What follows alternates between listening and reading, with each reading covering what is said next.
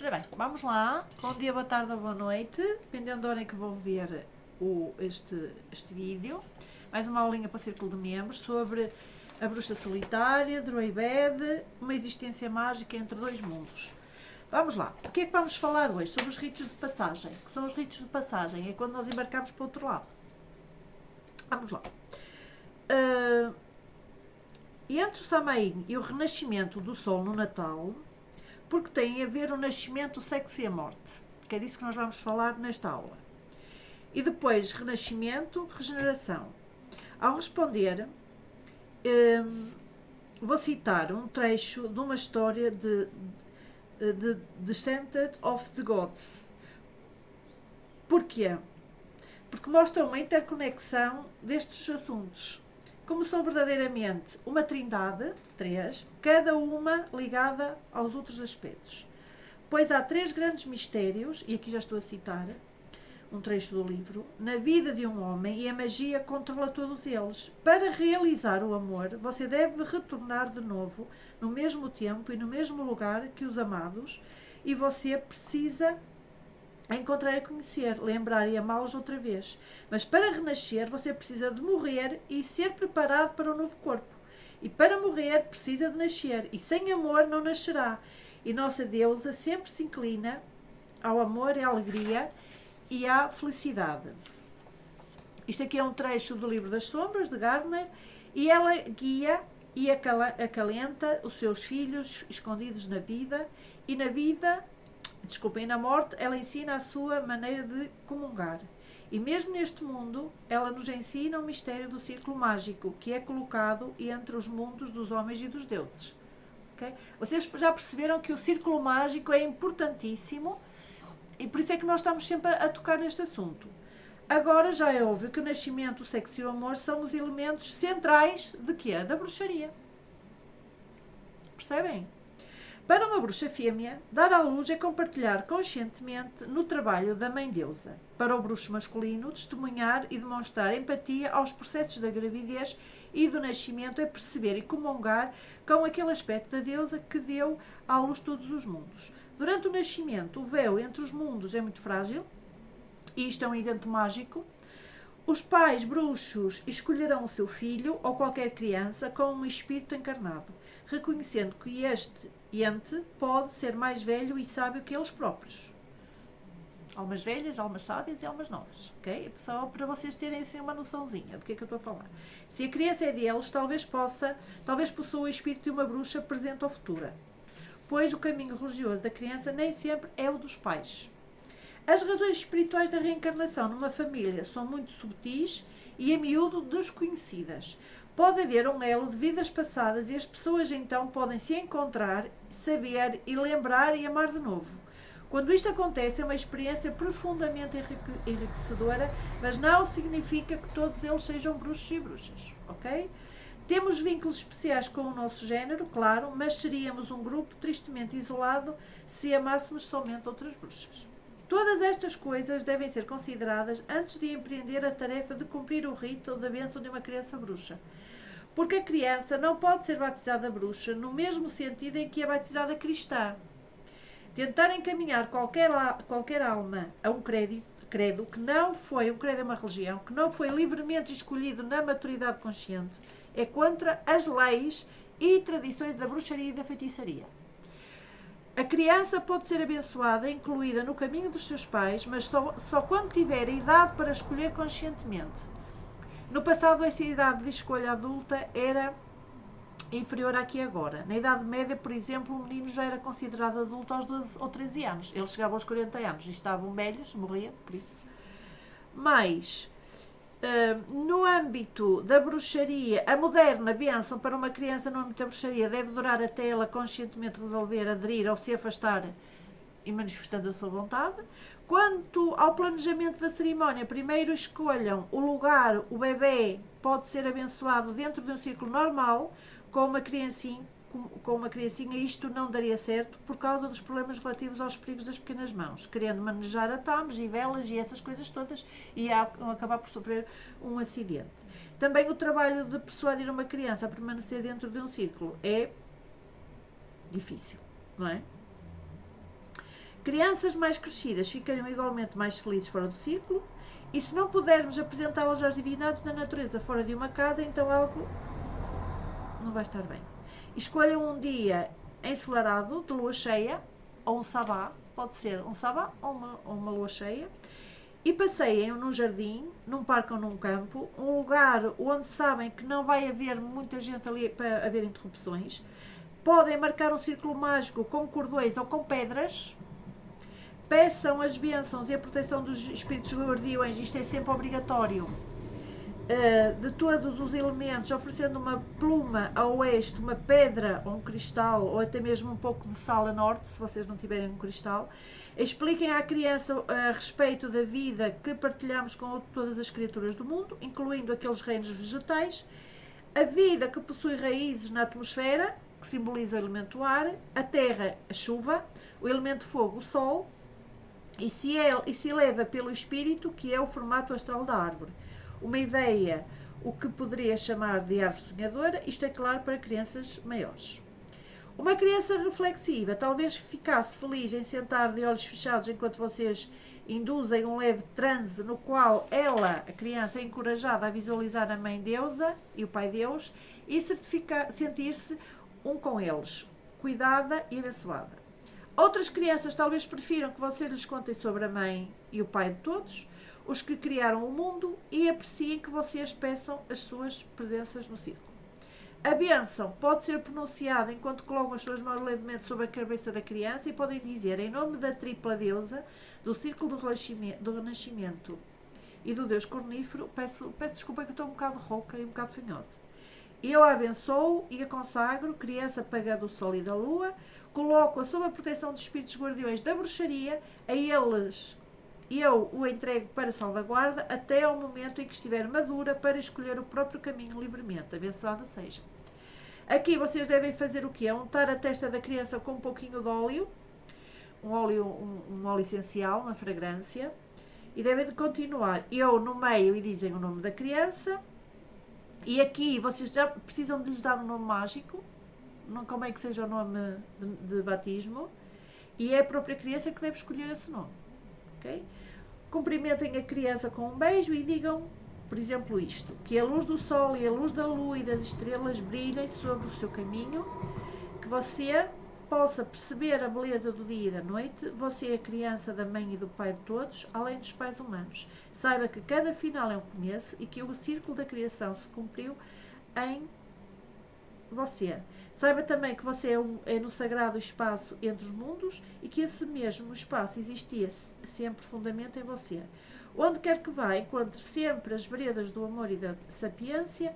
Criança pagã você é hoje, mas não o será por obrigação. Que seu ser decrete em anos futuros a sua caminhada em alegria e liberdade. E então podem partilhar agora o pão e o vinho ou a calda de fruta em comunhão.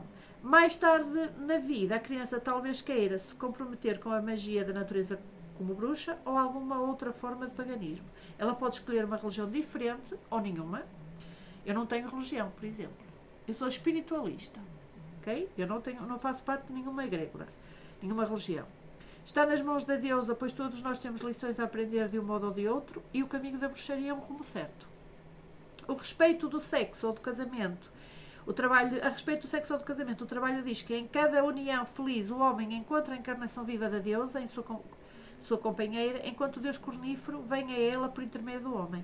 Ambos representam a união amorosa do Deus e da deusa por meio do seu desejo e de satisfação. O sexo é sagrado na bruxaria. O casamento é cumprido por amor quando há uma profunda realização mental, espiritual, emocional e física, mas o aspecto físico é celebrado como símbolo de completa reconciliação e também pelo ápice da consciência que atingiu o êxtase. Naturalmente, num casamento entre bruxos e bruxas, não deve haver domínio do homem sobre a mulher ou vice-versa. Uma união igual e amorosa é o modelo de casais bruxos e sempre de mãos dadas é o moto que se usa para simbolizar o casamento entre bruxos. Nos grupos de feitiçaria, a mão seria oferecida pela sacerdotisa, mas como bruxas solitárias ou de sebe, um casal não precisa de ninguém, exceto dos espíritos guardiões, para testemunharem a sua união, seus votos. Ninguém, a não ser a própria deusa, os ligará um ao outro. Okay? Se vocês decidirem pelo casamento no futuro, façam o juramento para esta vida ou para todas as suas vidas, de acordo com a vossa intuição de que um é o companheiro, o amante do outro na vida presente, ou companheiros eternos, companheiros de almas, ok? Tendo lançado, mas aqui advirto uma coisa. Imaginem que vocês fazem um juramento com alguém, não é? Todas as vidas, enquanto aquela pessoa não aparecer na vossa vida, vocês não vão acertar com ninguém. Percebem? Vamos lá. Tendo lançado o círculo de invocação a Deus e ao Deus, vocês podem fazer as promessas pelas quais decidiram, pelo ar, pelo fogo, pela água e pela terra, e em nome da deusa tripla, do ciclo do renascimento e do Deus cornífero, rei do dia e da noite. Vocês devem chamar os espíritos guardiões como testemunhas desses votos. Depois, passem as mãos dadas na fumaça do incenso e das chamas da vela levemente e pela água, e então toquem com elas a pedra que está no altar ou o pentáculo. Segundo a tradição, o casal dá as mãos e pula junto sobre o cabo de uma vassoura que foi colocada atravessada no círculo. Isto é um casamento entre bruxos, em que os dois são, não é? Imaginem que um não é, mas aceita participar desta cerimónia. Tudo bem. Se quiserem encerrar o rito fazendo o amor dentro do círculo, é melhor. Uma comunhão segue-se a este ato. Um casal pode escolher a união fora do círculo, o que impede o lançamento mágico, bem como o ato sexual após o rito, a não ser que encontrem um lugar bem distante. Mas se fizerem os seus votos num ponto especial, os velhos deuses certamente abençoarão essa união. Vocês podem incluir costumes mágicos, como beberem do vinho sagrado do mesmo cálice, os dois. O que importa é que os juramentos venham do coração e que as mãos estejam sempre entrelaçadas, assim, uma na outra, um com o outro, com as testemunhas dos espíritos elementais. As suas presenças devem ser requisitadas e invocações feitas à deusa e ao Deus. A morte é o terceiro aspecto desta trindade, pois ela leva ao renascimento quando nossos corpos envelhecem demasiado ou ficam muito doentes para haver felicidade. A morte conduz ao descanso e refresca o espírito. A morte é um aspecto da vida como o renascimento e o amor. Um funeral quase sempre pertence à igreja cristã e o corpo é colocado no cemitério consagrado por padres cristãos. Os enlutados na Grã-Bretanha geralmente são cristãos e, portanto, confortados pelos seus próprios ritos. Mas nós podemos praticar as nossas cerimónias do adeus em outra data após o funeral. Elas devem ser tão simples como o cair de uma flor num riacho ou rio, com uma invocação de descida para o mar, onde a pessoa morta encontra a paz. As terras de verão, os Summerlands, eis onde as bruxas acreditam que vão habitar após a morte, é um lugar de grande felicidade e beleza como um paraíso celta, e para quem não sabe, os paraísos celtas chamam-se Tir Nanog, acho que é assim que se diz, Tir Nanog. A entrada nas terras de verão pode ser precedida por estágios de purificação e de aprendizado. Após deixar as Summerlands, talvez tenhamos alguma preparação antes de renascer. Há muitas vezes períodos de grande sofrimento nesta terra, quando achamos que é um inferno e que nunca vai passar. Isto basta. Nem eu, nem outra bruxa que eu conheça poderia acreditar na danação eterna. Não há tormentos eternos que aguardam aqueles que são cruéis ou maliciosos, aqueles que não lembram as palavras. Não há nenhum mal. O que há é um triplo retorno daqueles que sofreram e que sofrem, como uma lição nesta vida ou em outra. É a roda de Sansara. A propósito, não é um castigo, mas uma iluminação. É, na verdade, um efeito. Utilizando uma frase cristã, diz que cada um colhe aquilo que semeia. É simplesmente uma lei inevitável da vida. Voltando a possíveis ritos para os mortos, vocês podem pedir conselhos sobre a natureza desses ritos para alguém que esteja habituado a fazer. Há várias formas de o fazer. Eu aqui ponho, porque eu compartilho destas ideias da Ray Bed, e portanto, por isso é que eu vos estou a ensinar esta forma, que para mim é o que é mais simples. Mas podem fazer um cordão sagrado que simboliza o cordão astral que une a alma ao corpo e talvez necessite ser cortado no caso de alguém que parece ter dificuldade em prosseguir. Passando deste reino ao que existe, adiante. Para aqueles que ficam no que os psíquicos chamam de névoas cinzentas, onde não há tais problemas, acender uma vela para iluminar os seus espíritos em vidas futuras, com orações que os guiem e os protejam e os abençoem, pode ser o suficiente. Mas nem sempre é. Nós temos que cortar o elo e quem foi tem que cortar o elo. Vocês têm que ter a noção que nós perdemos aquela pessoa perdeu toda a gente que conhecia aqui na Terra. Portanto, nós temos que facilitar o trajeto deles. Eles é que são importantes. Nós perdemos aquela pessoa perdeu toda a gente. Ok? Vamos lá. Pessoalmente, eu acredito que seria presunçoso da minha parte fazer mais do que isso para um amigo alheio à bruxaria.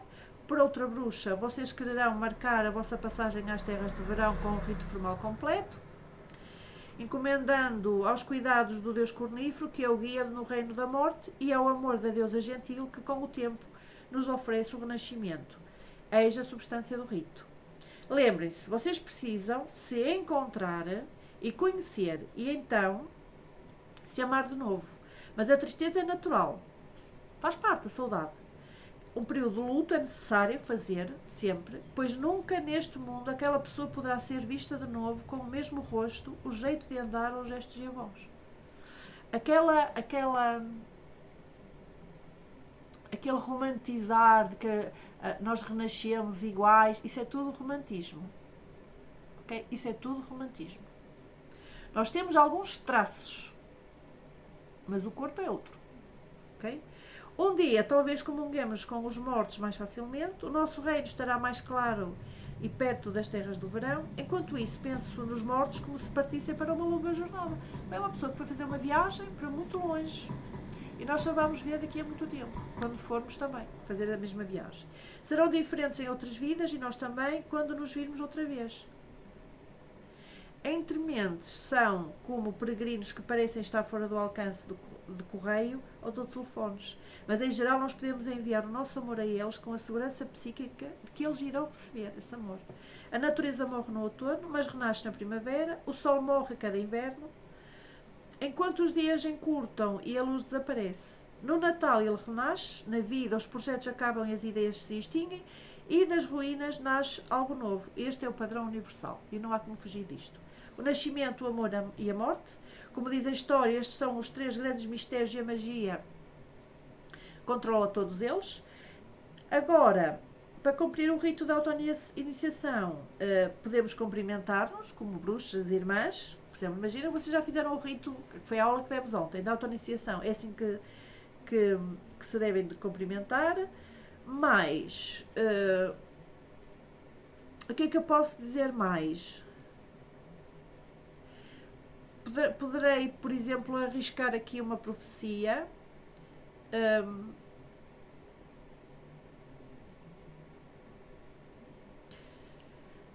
Nós às vezes, eu não estou a falar por mim porque eu faço parte deste mundo, mas há pessoas que quando descobrem que vocês fazem parte deste mundo e que gostam deste tema, o que é que as pessoas fazem? As pessoas acabam por ficar indiferentes, hostis e se afastarem. Okay? E o que eu vos aconselho é que vocês não levem muito a sério essas atitudes. Porquê? É normal. As pessoas lutam contra aquilo que é desconhecido. E é só isso. E o que nós poderemos fazer? Enviar-lhes bênçãos. É só o que nós poderemos fazer. Ok? Beijos no coração. Eu não sei se falei o meu nome, sou Adriana Soares. Estas aulas são gravadas em especial para o meu grupo privado, Círculo de Membros, embora eu partilhe com todos que queiram estudar sobre estes assuntos. Beijinhos no coração, até amanhã.